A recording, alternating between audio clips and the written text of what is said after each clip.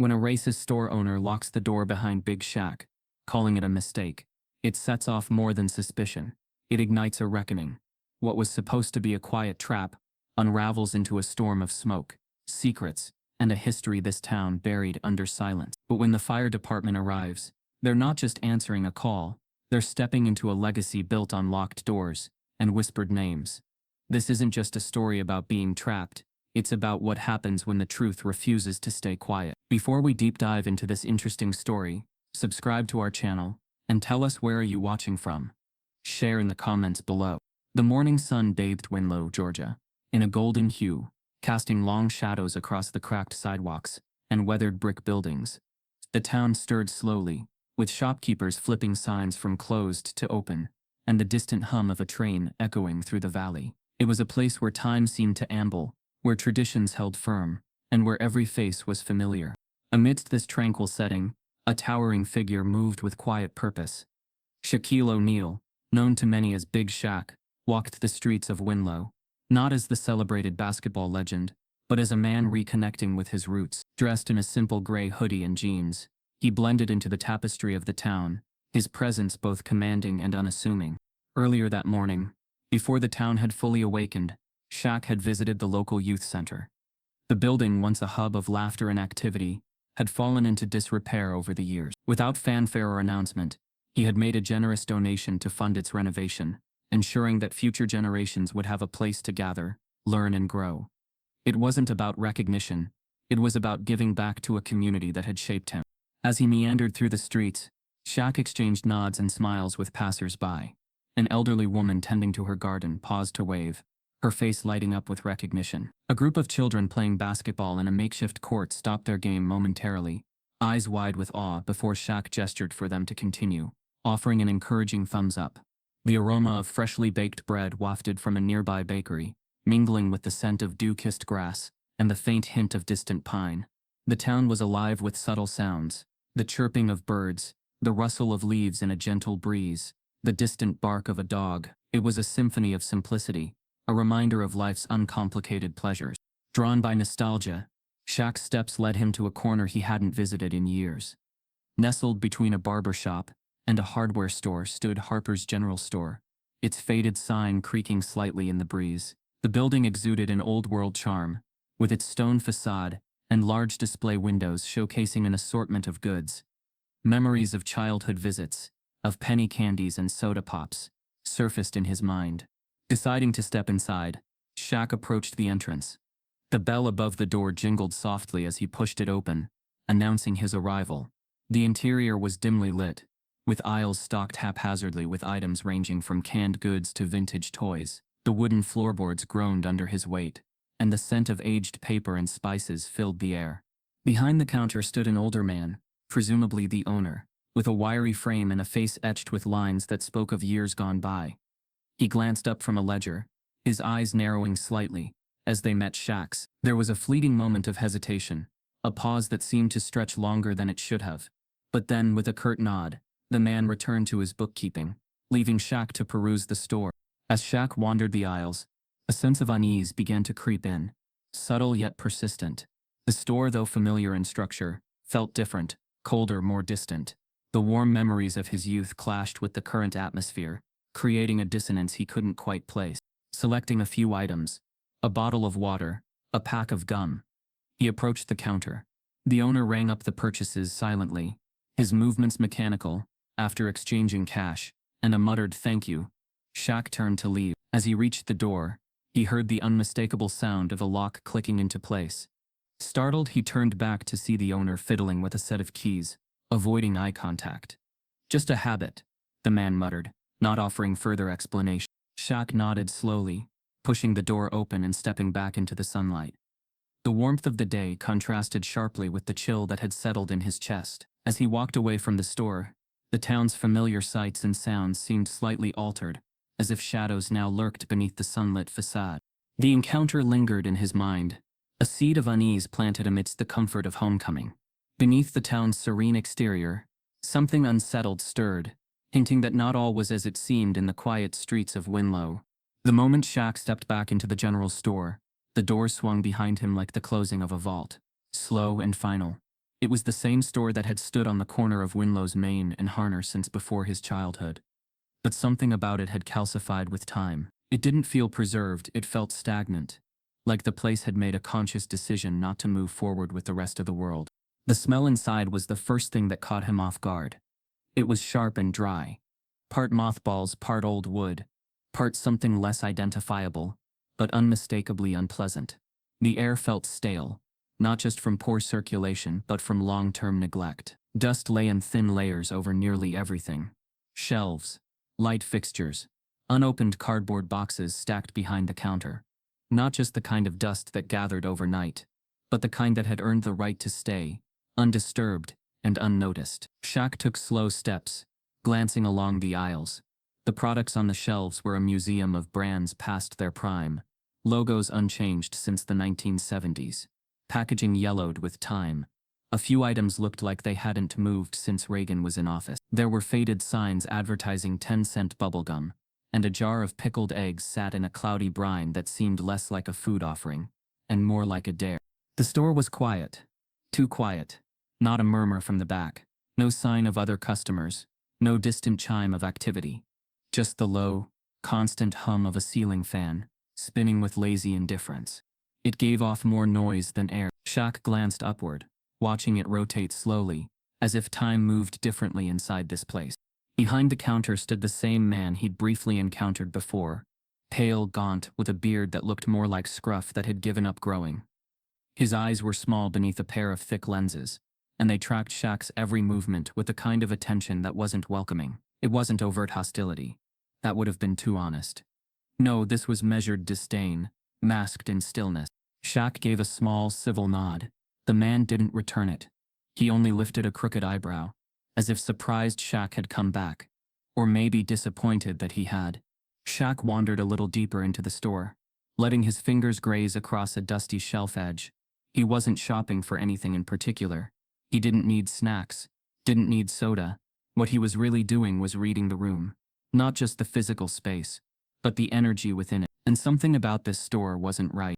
He paused at a section marked Local History, where a stack of thin booklets sat beside dusty postcards and sun-bleached maps. The top booklet was titled The Proud Roots of Winlow County. He flipped through it absently. By the 5th page, there were photos of Civil War reenactments, men in gray uniforms, smiling under Confederate flags. On the 7th page, a quote in bold: "Heritage isn't hate, it's pride in where we came from." Shaq closed the booklet without a word and placed it gently back on the stack. He made his way toward the register, where he placed a cold bottle of water and a small pack of mints on the counter.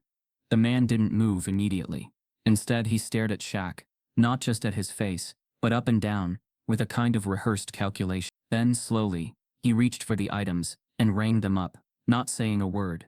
The register keys clacked louder than they needed to, and the total flashed on the cracked screen. Shaq reached into his wallet, pulled out a crisp $5 bill, and extended it forward. The man took it, holding it between two fingers like it was something unclean. When he opened the till and handed back the change, he didn't touch Shaq's hand. Instead, he let the coins fall onto the counter. Shaq didn't react. He didn't need to. The entire exchange had spoken louder than any insult could have. This wasn't the first time Shaq had stood in front of a man like this, the kind who wore his bigotry behind a soft smile or a silence too sharp to be accidental. Still, Shaq didn't leave right away. He turned and took a slow walk down the closest aisle. Not because he needed anything, but because he felt something off. He didn't know what exactly. Maybe it was the way the windows were half covered with faded newspaper, or the fact that the security camera above the door had no red light, just a dark glass eye staring back. When he reached the end of the aisle, near a swinging door marked Employees Only, he noticed something that stopped him cold. There were scratch marks on the floor, thin, parallel grooves in the wood, almost like something heavy had been dragged, or like someone had tried to pry something open from inside. He crouched slightly, brushing the dust away with the back of his hand. The scratches led directly from the swinging door to the edge of the counter. They were old, but not ancient, not part of the store's vintage charm. These had been made within the last year. He was sure of it. Before he could trace them further, he heard it. Click. That sound again. Clean, metallic, purposeful. He turned his head. The front door, the only visible exit, had been locked from the outside. Shaq stood slowly and walked back toward the entrance, his footfalls deliberate but calm.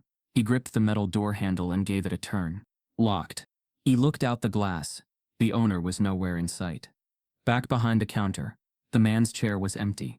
A half-drunk coffee mug sat beside the register. The old radio behind the counter buzzed with static. Shaq didn't call out. He didn't shout, didn't bang.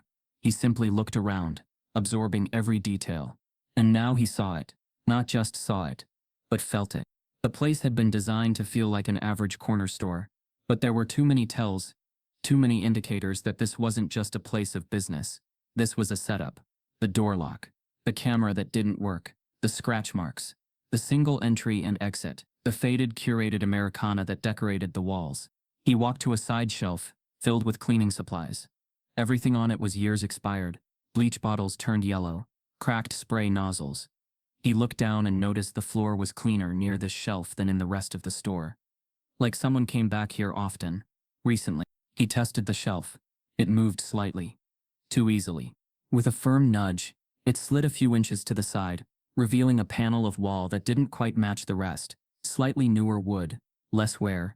A panel that had once been opened, maybe even used frequently.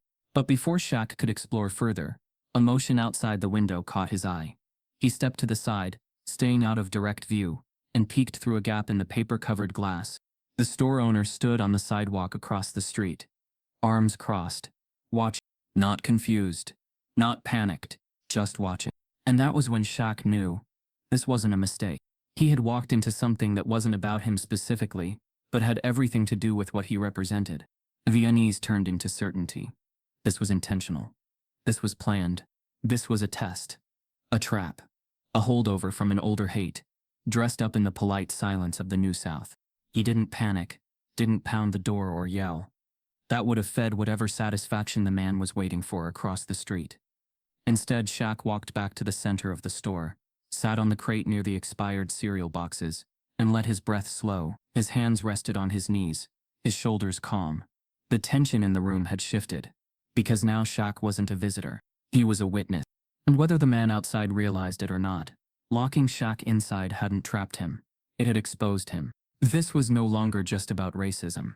It was about ritual, repetition, the way old wounds are kept alive in places like this, under the disguise of tradition, under the scent of dust and disdain. Shaq leaned back and looked at the ceiling. The fan spun above him, lazily as ever. He wasn't going anywhere. Not yet.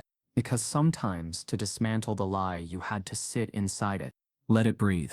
Let it rot in its own silence. Then walk out stronger than it ever expected you to be. Shaq reached for the door handle, with a calmness he didn't entirely feel. His fingers wrapping around the cold metal, pulling gently. It didn't budge. Not even a shift. No give. No echo of loosened tension. The lock held, stubborn and absolute. He turned it again, this time with more pressure. Still nothing. Behind him, the murmur of the radio buzzed low and broken, like a whisper caught in static, looping senseless. He took a step back and stared at the frame. There wasn't any jam or obstruction. The door was just locked. From the outside, a moment later the familiar sound of creaking boards cut through the thick silence. The store owner, who hadn't said more than a handful of words since Shaq entered, reappeared from the narrow hallway behind the counter. He held something in his hand, a small rusted set of keys, and wore the kind of face that tried to fake concern but couldn't quite pull it off. His lips curled awkwardly, not in a smile but in a mechanical motion that had learned how to imitate politeness. "Ah, hell," the man muttered, approaching the door with an exaggerated limp. "Dang bolt's stuck again. This old place is full of quirks, you know. Been meaning to fix that." Shaq watched, saying nothing, but his eyes studied every movement, the way the man didn't fumble for the right key, didn't even glance at the lock, just jiggled the knob performatively before stepping back and scratching his neck. "I'll run out back, grab the toolkit. Won't take but a minute," the man added, gesturing vaguely toward the side exit. Shaq still didn't speak. He just nodded slowly, holding the man's gaze a second too long before shifting to the side. The owner hesitated, then pushed the side door open. It creaked, the kind of creak that came from disuse, and closed behind him, with a quiet click that might have gone unnoticed by anyone else, but not by Shaq. Silence returned. This time it felt different. Not an empty silence, but one that listened. Shaq moved slowly through the store again, letting his mind piece things together. He didn't reach for his phone yet. He wasn't ready to bring outside forces in, not until he understood what this place really was. He walked to the window. Still no sight of the owner. The streets outside remained quiet, unchanged. A slow-moving sedan rolled past the intersection down the block. An older woman walked her dog without urgency. Nothing about the world outside the glass suggested that something was wrong, but everything inside did. Shaq pressed his palm flat against the window and leaned slightly. He could see his own reflection in the glass, half-shadowed by the newspapers taped haphazardly to the lower corners.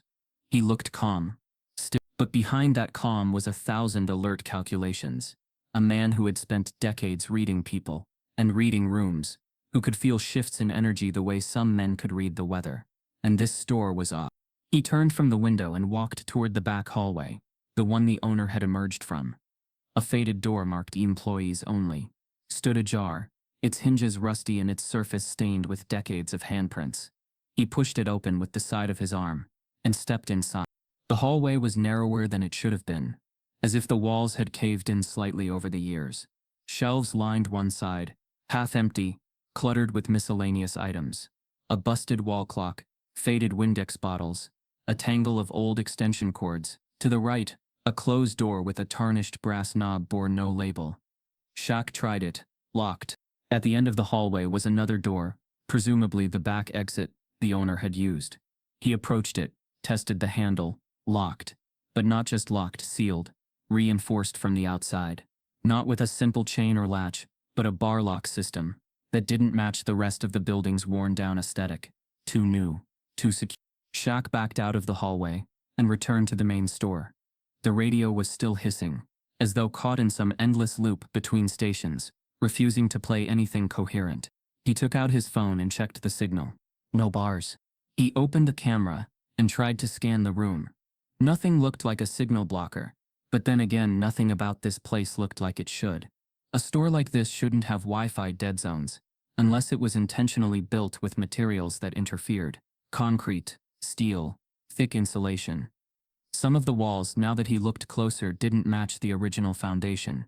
He circled toward the counter. The stool behind it was worn and stained. On the shelf beneath the register sat a thick, leather-bound ledger book. Old school, too old for receipts, too personal for inventory. Shaq glanced toward the front door again, still locked, then back to the book. He reached down and pulled it onto the counter. The cover was cracked, the pages yellowed but carefully filled. Names, dates, not all of them, just some. Patterns emerged. Certain surnames, distinct ones, Southern and Black, repeated. Not recent dates, but spaced out. One entry every year, two at most. Shaq flipped further. Some names were crossed out, others circled. He reached a page marked 5 years ago, and froze. The name written there wasn't a stranger's. It was one he recognized. Not a close friend, not family, but a former player. A young black kid who'd once attended a charity camp. Shaq had sponsored in Alabama. He'd gone missing shortly after. Disappeared without trace. Police had written it off as gang-related. But Shaq had never believed it. And here the name was, written, underlined, dated. No explanation. He closed the book quietly and placed it back beneath the counter. His heart didn't race. His breathing didn't shift. But now he knew. This place wasn't just strange. It was a trap, a pattern, a system. He turned toward the wall behind the counter and noticed something else. A small access panel near the floor. Unscrewed, left slightly ajar. Inside were wires, old cable lines, and something else. A switch. A literal breaker. Shaq didn't touch it. But as if the building sensed his notice, the lights flickered. Not once, twice. The air changed again. The humming stopped. Then the silence deepened. It wasn't just still. It was muted. And that's when he noticed it. The sound of footsteps above. Faint, deliberate. He looked up. The ceiling was standard drywall. But in the far corner above the cleaning aisle, the panels were older, darker. A crawl space. An attic. Shaq walked to that corner, stepping over a warped floorboard.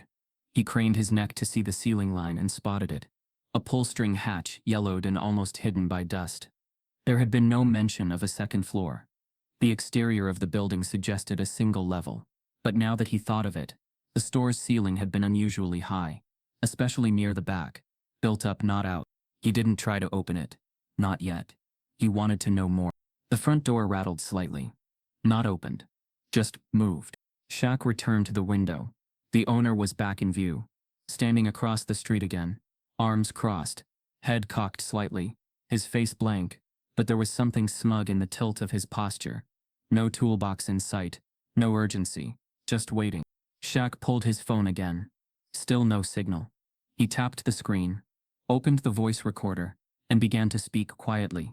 March 25th, Winlow, Georgia. Bates General Store. I'm inside. Doors locked. Owner is outside. No signal. Suspicious behavior. Found a ledger with dated entries. One matches a missing person I know. Possible trap. No confrontation yet. Documenting everything.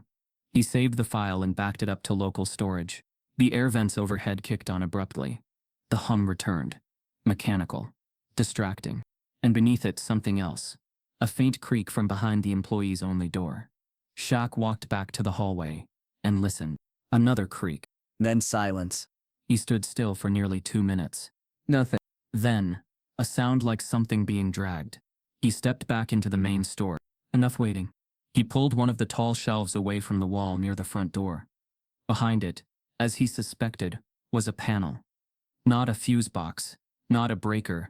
It was a manual release, a type used in old military supply buildings, designed to lock and unlock blast doors from a central lever. Shaq tested the lever. Stuck. Bolted tight. He'd need a tool. He glanced at the counter, spotted a crowbar, used for opening crates. He grabbed it, wedged it into the panel, and with a grunt, snapped the lever downward. Nothing happened immediately. Then, from the rear of the store, a clank, heavy, followed by the groan of metal shifting. He waited, counted to 10. Then checked the back door. Still locked. But something had moved. The panel in the ceiling. The crawl space. That's where the system ran through.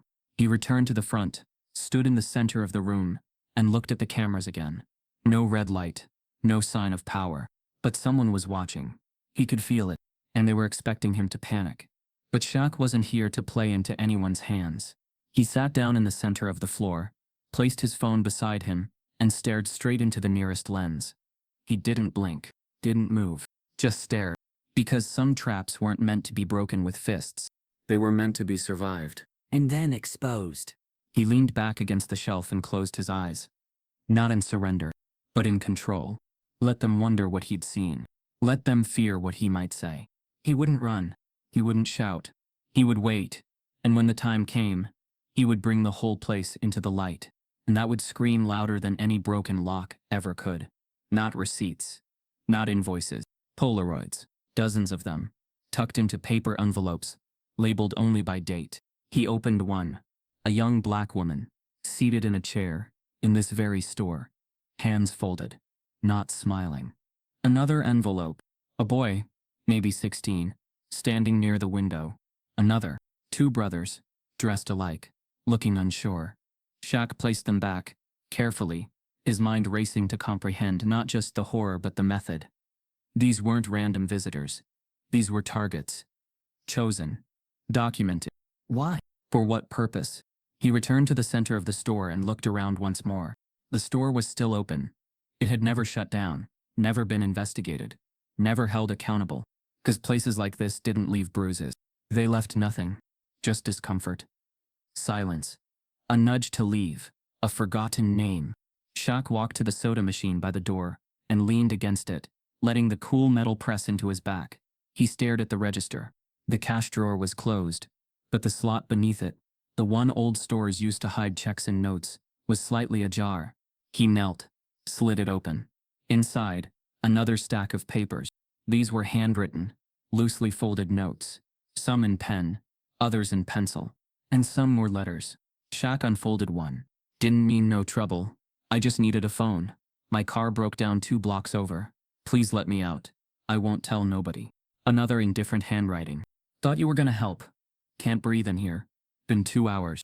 Shaq placed the notes back gently, his mind now swimming in the full weight of the past he was standing in. This wasn't a haunted house. It wasn't a relic. It was an operation. One built on inherited fear, maintained by selective amnesia, and protected by generational silence. He rose and looked around again. The store was quiet, but the walls were screaming. He stepped to the center of the room and looked up at the camera again. "Your walls remember," he whispered. "Now I do too." Shaq sat back against the corner shelf, legs stretched, hands resting on his knees.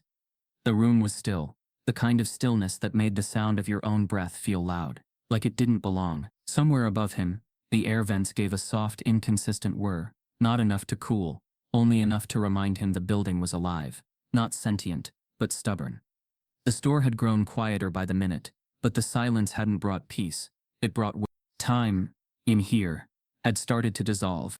He didn't know how long he'd been inside. 20 minutes? An hour? 2? The daylight outside had begun to bend. Not dim, not set, but shift. Shadows had moved, stretching along the floor like fingers searching for something. There were no clocks on the walls. His phone battery had dipped below 20%, and he wasn't getting signal anyway. The only ticking he could hear came from inside his own head, the mental rhythm of someone trying to measure time by feel. He stood and stretched slowly, muscles moved easily, but his bones felt heavier than usual. Not tired, just pulled. There was something about this place that wanted to hold on to you, like it wasn't built to contain groceries, but people, like the air inside was calibrated to trap breath, not carry it. He made another pass around the store, this time more methodical. He ran his hand across the paneling at knee height, pushed at weak seams in the wall, tapped behind display racks. There was no give, every surface was solid, over-reinforced layers of drywall hiding steel, or at least dense insulation. It wasn't just for structure, it was for containment. He tried the shelves. Some moved slightly, but not enough. When he applied pressure, they pushed back. Some were bolted down, others connected by bars along the floor. Clever enough to be missed unless you were looking. The store had been designed not to raise alarms, but to quietly resist escape. He checked the ceiling tiles in the back aisle. Tried climbing on a crate to push one up, but the tiles were fixed. Not standard office panels. These had been painted into place. Another dead end. He paused near the refrigerated case and looked at his reflection in the glass door. It was distorted, not by design, but by years of condensation and poor maintenance. Still, he could see himself. Broad shoulders, calm face, but there was something in his eyes now, a shift. The man who had walked in was still there, but something beneath him had awakened. Not anger, not fear, readiness. He took a deep breath, leaned into the cool glass, and whispered softly, "You think this is gonna break me?" The reflection didn't answer, but the air behind it seemed to change temperature. He sat again, this time near the far end of the aisle, where the light was weakest. From there, he could see the entire store. He let his mind slow, settling into the rhythm of his heartbeat, letting his breath become a metronome. And in that stillness, like a song only memory could hear, a voice rose. Lucille. His mother's voice didn't come in dreams. It didn't need to. It lived in him, stitched into his spine, woven into his instincts. And right now, it spoke with clarity. Quiet places that echo too loud. Baby, they don't want you to leave. They want to rewrite you. He'd been a boy when she first said it. Sitting on the porch of their Baton Rouge apartment, watching the sky turn orange before a storm. She'd been talking about his visit to a friend's house across town. A neighborhood where kids played differently, and silence felt like judgment. He didn't understand it then, but he understood now. This store was exactly that kind of place. Not loud, not violent, but insistent. It didn't want to hurt him, not directly. It wanted to redefine him, and that made it far more dangerous. Shaq leaned his head back against the wooden beam behind him and let his mind drift. Just for a second, he wasn't meditating. He was remembering.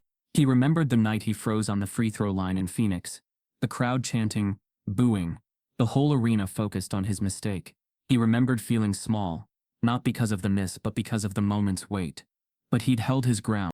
He remembered the first time he met a fan who cried in his arms, not because of basketball, but because Shaq had paid off his family's rent for the year without asking for a photo or a post. He remembered his mother, working 2 jobs, and still showing up with ironed clothes and cooked meals, like the world hadn't tried to swallow her whole.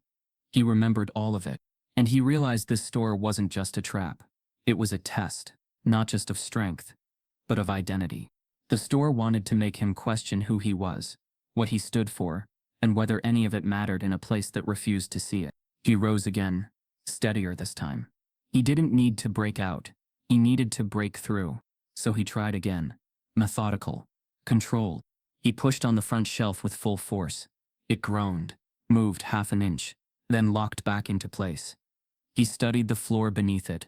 No bolts, this time, but some kind of bracket system hidden inside the wood. Custom built. Someone had spent time designing these barriers. He turned his attention to the counter again.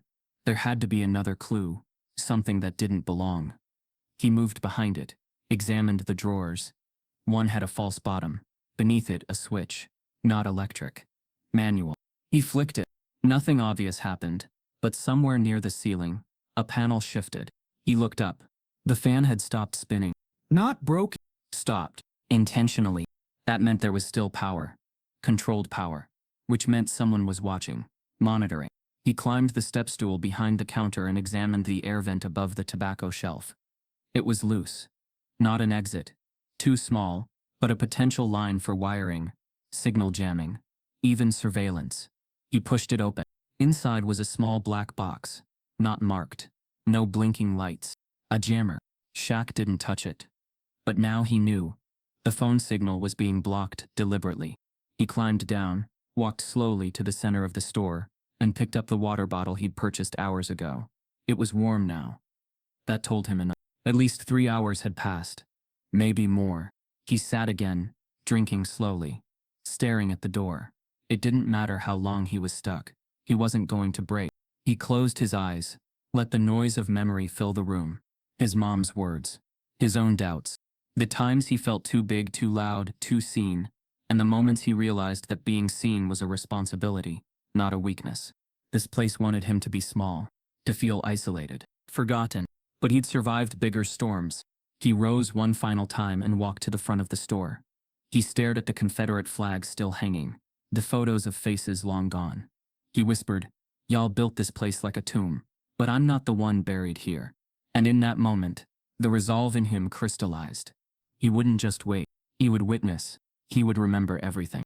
And when the door finally opened, when this game ended, he wouldn't leave quietly. He'd make sure the world knew what this place really was. Because strength wasn't about breaking down walls. It was about enduring long enough for the walls to crack themselves. He turned and scanned the ceiling again. There had to be another path. Another opening. He moved to the corner near the sealed crawl space he'd noticed hours before. The spot with the discolored panel and hidden release latch. He grabbed the nearest shelf, dragged it across the floor, and climbed. The tiles here weren't fixed like the others. He reached up and pushed. The panel gave way.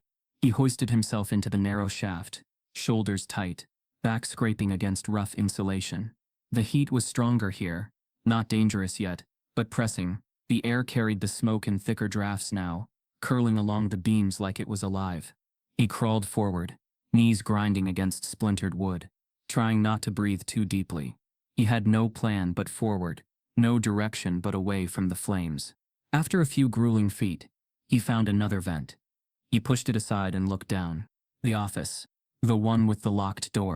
He dropped into the room in a single motion, hitting the ground hard but steady. The floor here was tiled, the walls lined with filing cabinets and corkboards.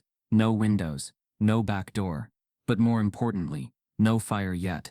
Just more of that smoke, slowly curling in through the vents. He turned toward the desk. It was cluttered but not chaotic. The desk of someone who knew where everything was. A laptop sat closed beside a phone with a blank display. Files were stacked high in one corner. The cabinets were labeled with years, not inventory records, but names. Shaq opened the nearest drawer. Photos. More of them. Faces. Eyes staring into the camera, all with the same expression, caught in the middle of discomfort. Not screaming, not crying, just frozen. There were dates scribbled in the margins. Some were recent. He opened the next drawer. Maps, printouts, travel patterns, notes about routes, rental car agreements, names of small towns, rest stops. It was research. This store wasn't just a trap. It was a project. Someone, maybe the owner, maybe more than one person, had been tracking people, not at random, with care, with selection. Shaq stepped away from the desk and faced the door. It was locked from the outside, just like the rest. He walked to the vent again. Smoke was thicker now. The air had begun to shift, warm rising from the crawlspace above, curling in slow, biting spirals. Time was short. He backed up, steadied himself, and kicked the door hard.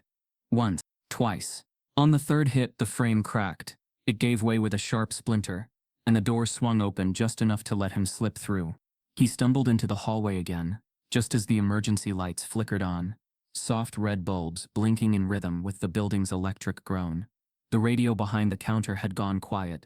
The fan above had stopped completely. All that remained was the hiss of smoke pushing through old metal. Shaq ran to the front of the store, tried the door again. Still locked. But now, the windows had fogged. Not from humidity. From heat. He backed away, brain moving faster now. Fire outside. Smoke inside. No exit. No windows that opened. He had one chance left. The vent above the counter, the one that connected to the office, had been built too low. But above it, beyond the crawl space, was the roofline. If he could get to the roof, maybe he could get a signal. Shout. Be seen. He grabbed the crowbar from behind the register, dragged the shelf under the vent, climbed again, and slammed the crowbar into the beam above. Wood cracked. He climbed, pushed his shoulder into the panel. It resisted, then burst upward. Fresh air hit his face like a slap. Smoke followed him, pouring out. He pulled himself onto the rooftop. The store's shingles were brittle, breaking under his hands as he crawled to the edge. From here he could see the alley, and he saw it. The fire, contained for now, burning near a stack of discarded pallets. Not spreading yet. But it wasn't random. Someone had set it. And right below, at the edge of the alley, the owner, walking back toward the side of the store, Shaq shouted. Loud. Measured. Hey! The man froze, looked up. Their eyes met. And for the first time all day, the owner's expression changed. Not anger. Not fear. Recognition. Like he realized something. That Shaq had made it out. Not just physically, but mentally. Emotionally. He'd survived the store. The smoke. The test. The man turned and ran. Shaq didn't chase. He stood tall, on the roof, black smoke curling behind him like a flag of its own. And for the first time since he'd walked into the store, he knew. This place wasn't just about him. It was about all of them. Every name in the ledger, every face on the wall, every letter tucked into a drawer. And now, he was their witness, their voice. And nothing, not ignorance, not silence, not fire, could stop what was coming next. Smoke still curled upward from the alley, darkening the sky behind Shaq as he stood firm on the roof of the store, the shingles beneath him brittle with age and heat. The town beyond remained quiet, ignorant of the building's slow exhale of ash. There were no alarms, no rushing feet, no sirens splitting the stillness, just the sound of flame licking wood, and the wind pulling tendrils of smoke into the blue above. He squinted toward the road, expecting movement, maybe someone stepping out of a nearby shop, or glancing up toward the haze. But the world around the store didn't move. Not yet. The heat was building. Time, once warped inside the building, had returned, but now it moved like molasses. Slow, reluctant. Shaq climbed back down through the crawl space and returned to the interior, where the air had grown warmer, thicker.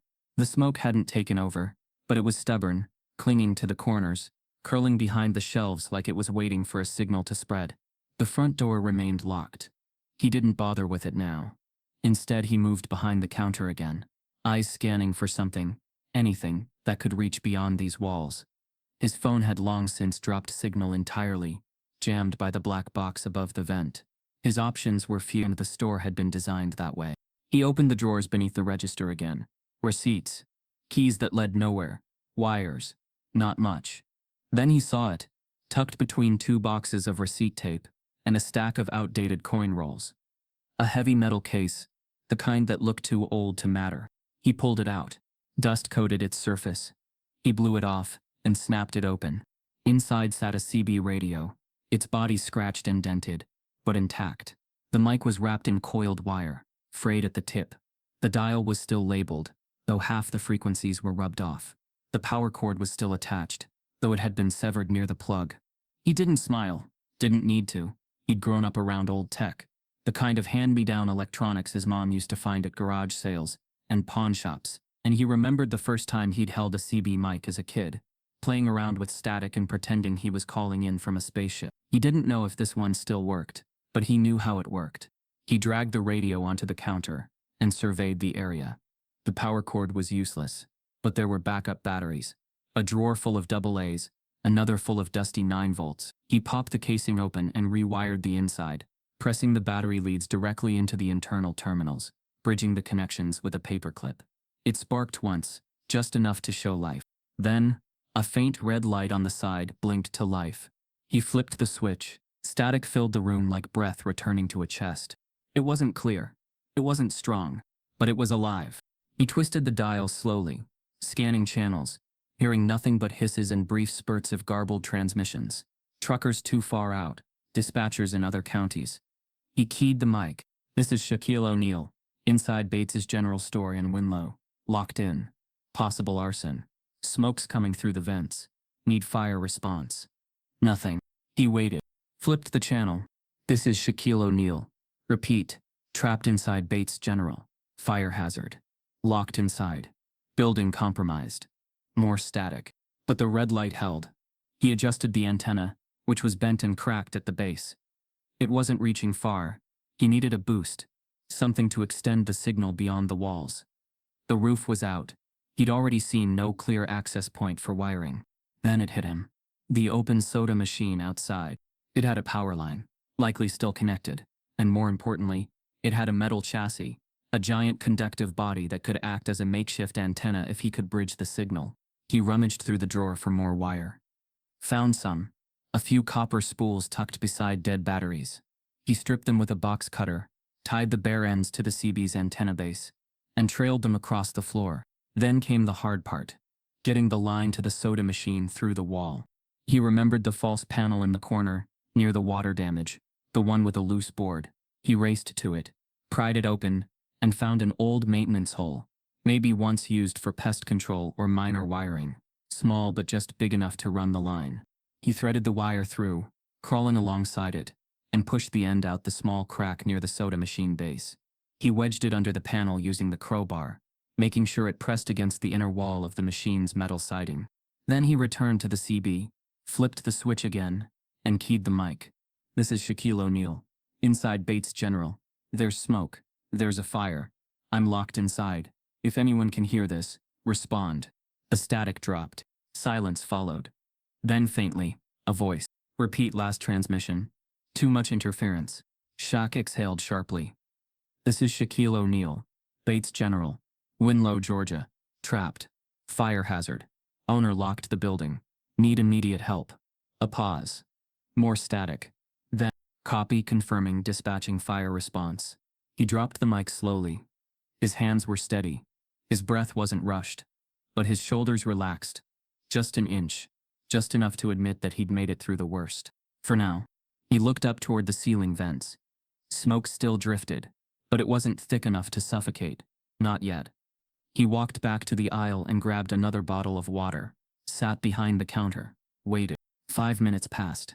Then 10. Still no sirens. The smoke lingered like a held breath. He keyed the mic again. Dispatch, this is Shaq.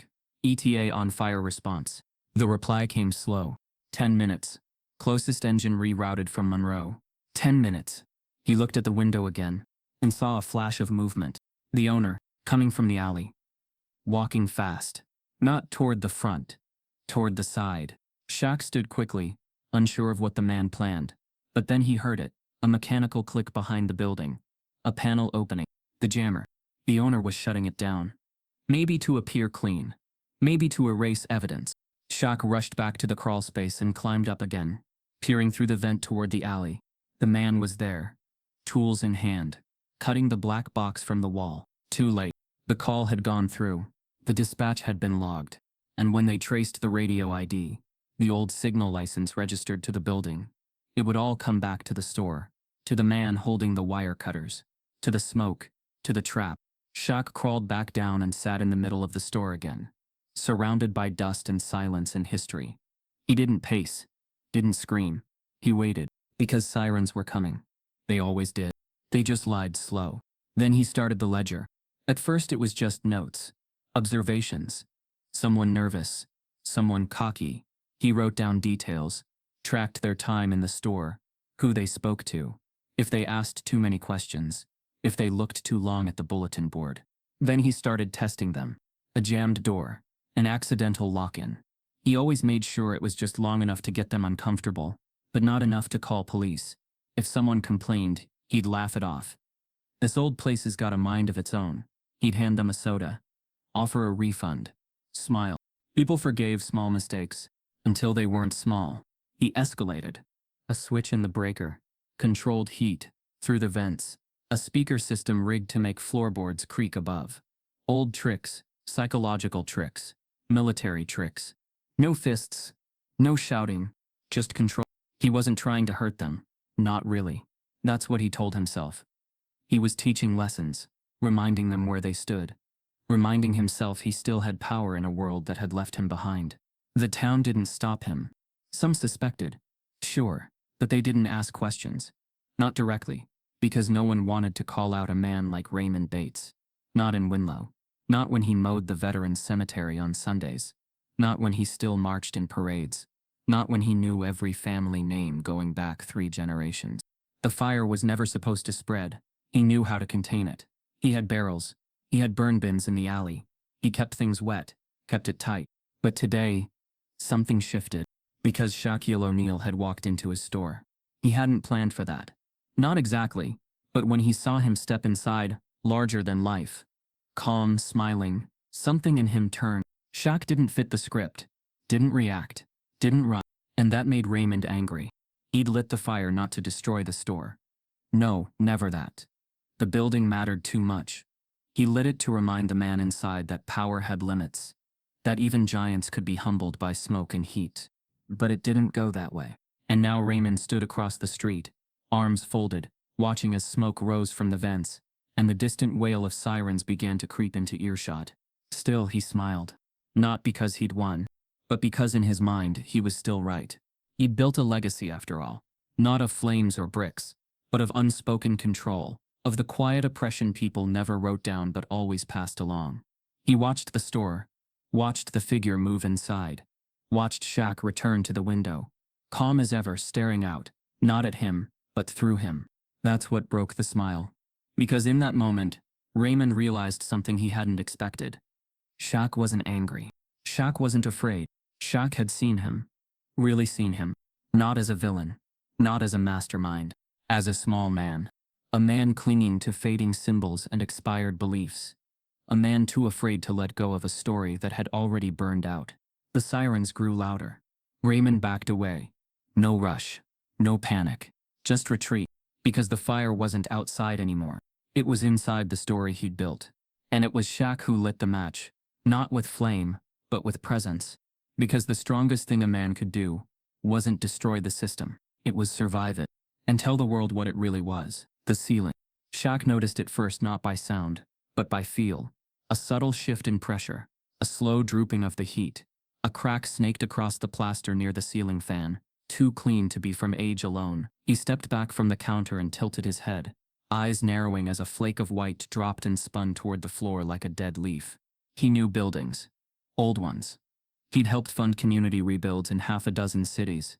You spent enough time walking through restoration sites and burned-out centers, and you started to recognize the signs. What he was standing under wasn't stable. The ceiling was ready to fall. Not in a crash. Not yet. But in pieces. Quiet betrayals from above. He moved away, walking the aisle with his head tilted slightly back, tracking the splits overhead.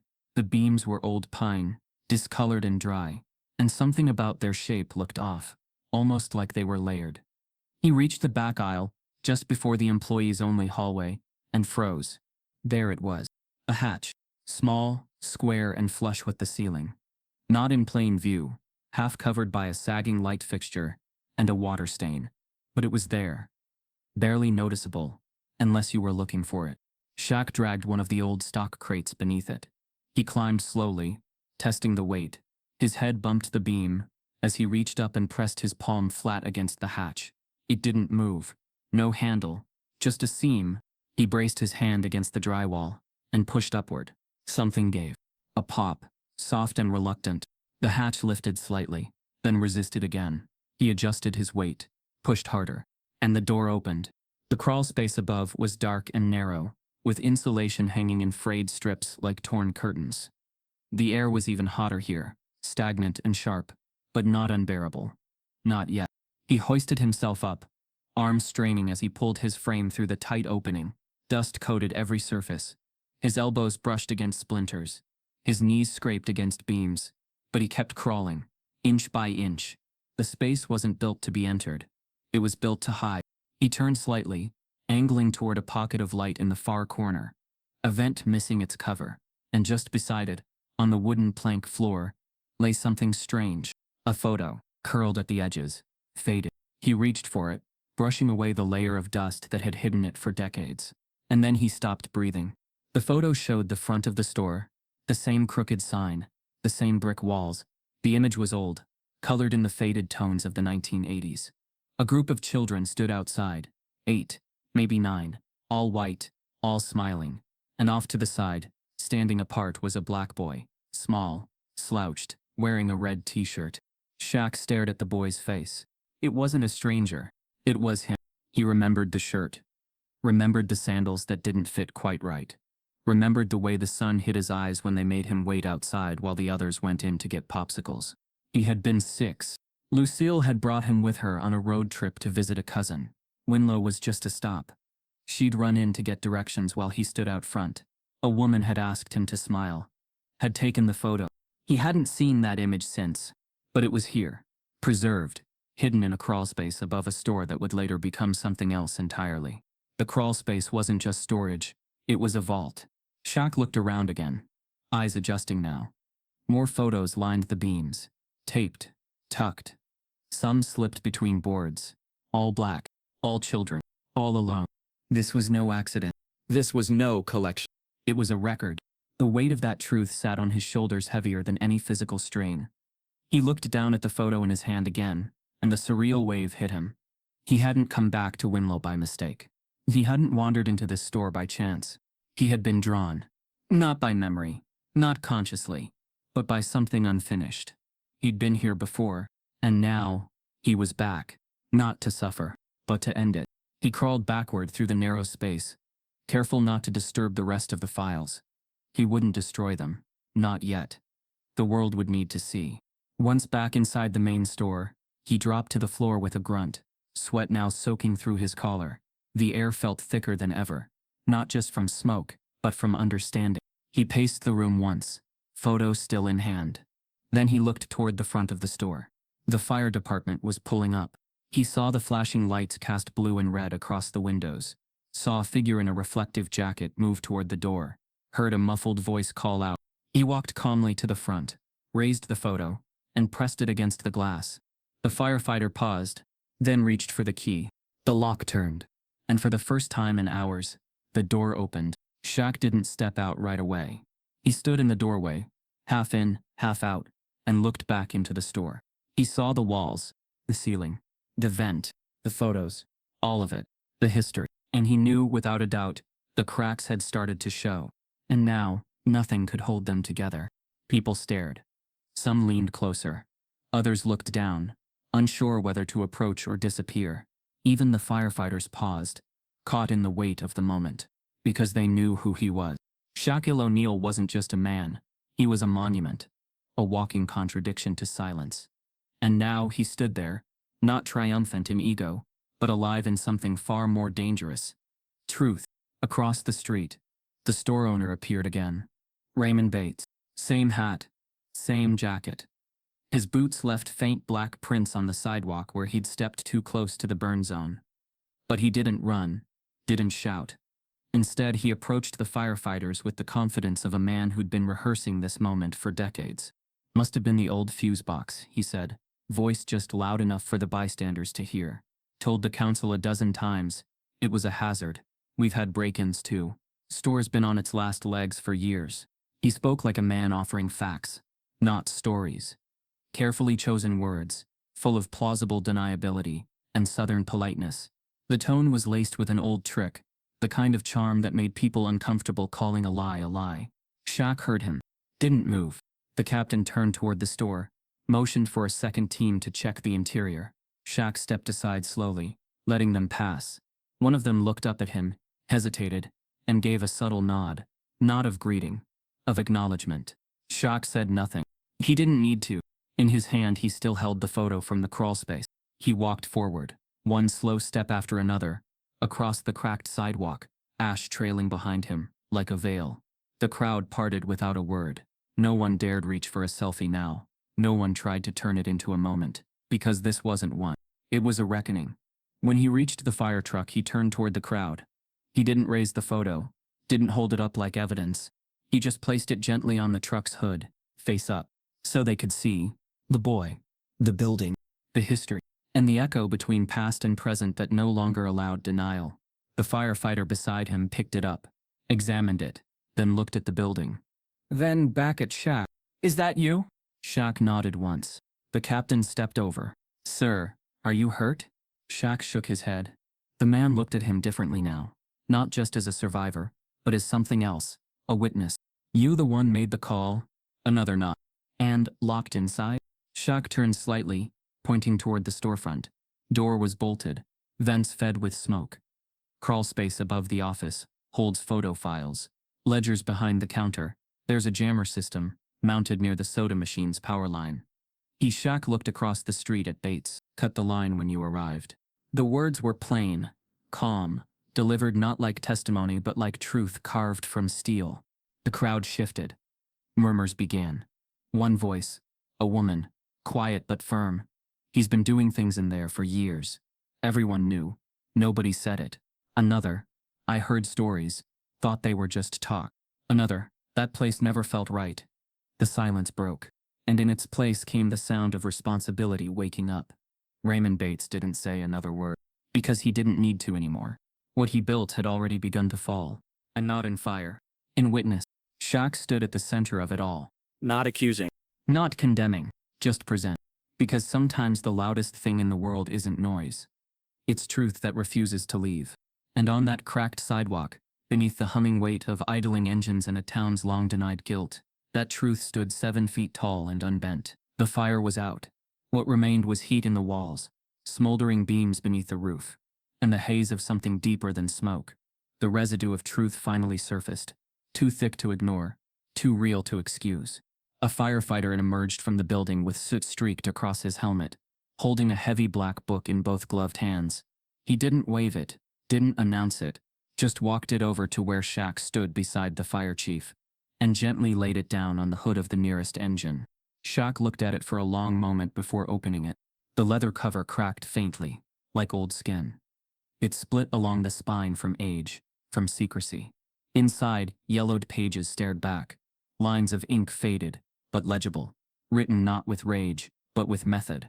Careful columns, names, initials, handwriting that betrayed a man trying to be clinical about something cold. He didn't say anything as he turned the pages.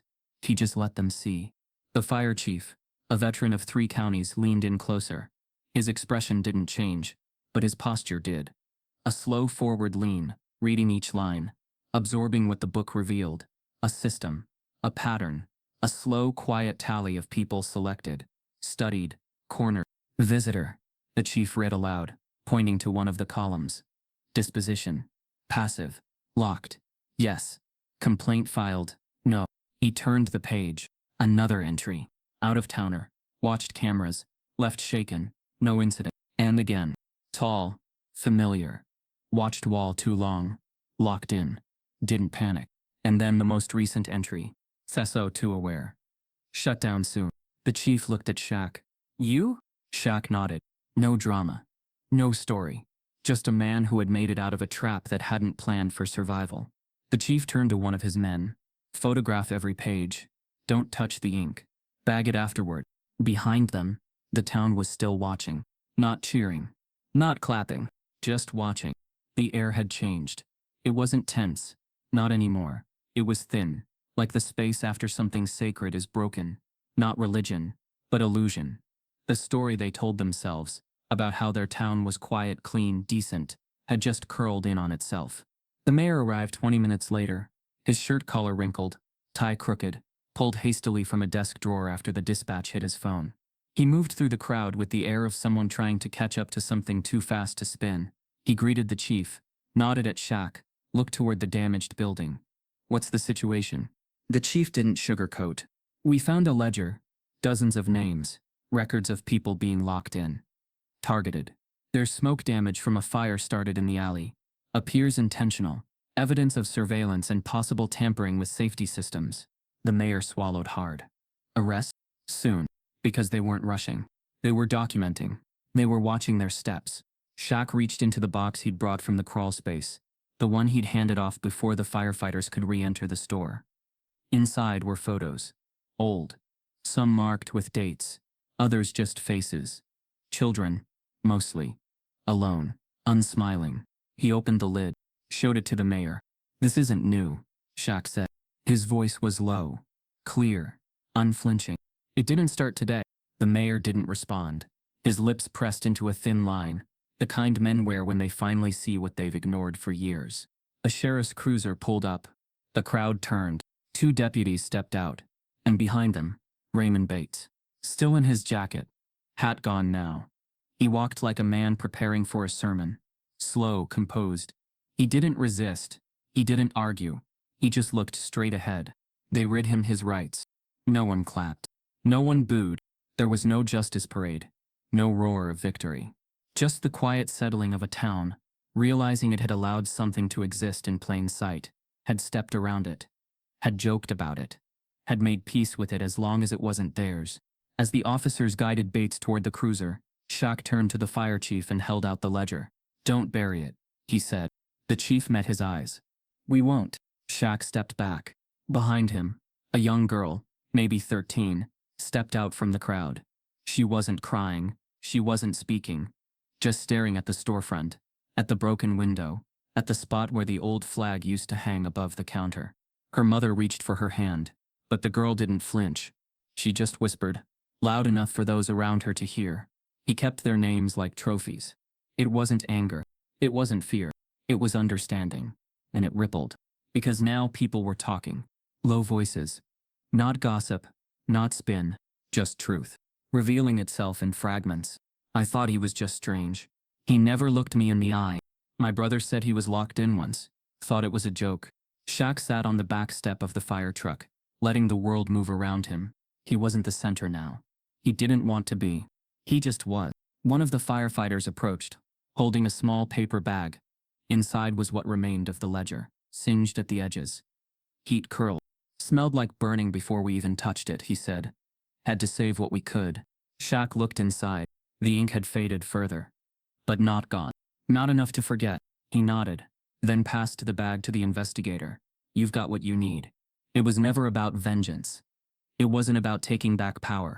It was about making sure it didn't happen again. That the names weren't just lines in a twisted book. That somebody knew. Shaq looked out across the street, where the crowd had begun to thin. The town didn't know what to do next. But now it couldn't pretend it hadn't seen. And in time, that would be enough. Because justice doesn't always arrive loud. It shows up in ashes. In names remembered. In a ledger that didn't burn fast enough. Shaq raised a hand. Smiled kindly. I'll be here, he said, but not to speak. She hesitated. No. He shook his head. Y'all already know what matters. She nodded, understanding more in that moment than a dozen speeches could have said. As she walked away, Lucille turned toward him again, eyes shaded but full of fire. You're not done. Not yet. Where next?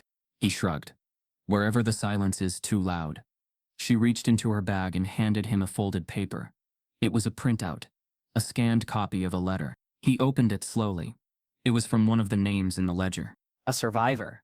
Someone who never came forward. Who never got closure. Until now. They had written to say thank you. Not because of headlines, but because they knew someone had walked back into the fire and refused to let it keep burning. Shaq folded the letter, tucked it into his jacket. The kids were laughing louder now. The sunlight broke through the branches of the oak, casting gold streaks across the pavement, painting the youth center in a color even memory couldn't dim. He stood, stretched, looked at the court one more time, then back at Lucille. I didn't go back to remember, he said. I went back to finish. She rose too, arms folded, chin high. And you did. He nodded, then walked into the court, Not as a savior, not as a legend, but as a man who had returned to the place that once pushed him aside, not to punish it, but to redeem it, because healing never erases the past.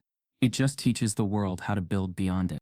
And in that morning light, among laughter and dust, and stories that would never be forgotten again, Shaq stood where he was always meant to, in the sunlight. Again, what you just heard wasn't just a story. It was a mirror. If it stirred something in you, don't let it settle. Keep walking with us where the truth lives between the cracks, and justice whispers before it shouts. Because the next door someone gets locked behind might be closer than you think, and this time, you'll know how to see it.